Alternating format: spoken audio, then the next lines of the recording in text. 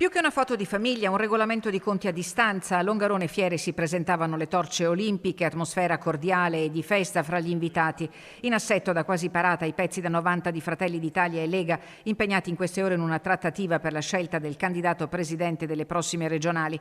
Peccato che l'aria fosse meno da squadra olimpica e più da ring politico. Sorrisi di circostanza, pacche di spalle a distanza di sicurezza, applausi quasi a cronometrare il consenso del presidente Zaia, che resta convitato di pietra col suo carisma che incombe sul futuro della coalizione. Il presidente a fine corsa, Lega e Fratelli d'Italia ai ferri corti per il dopo. Ai margini l'assessore Bottacina, le prese con le polemiche incandescenti sulle interviste pagate e la pubblicità istituzionale che rivendica essere state fatte in trasparenza e rispetto delle delibere.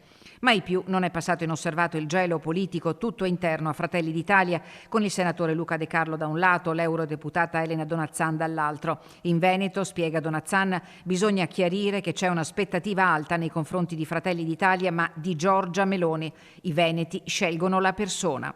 Da altre parti un presidente di regione è sconosciuto alle volte. In Veneto i veneti chiedono chi sarà il presidente della regione. Sentono la regione come loro. Guai a fare imposizioni, perché se ne perde.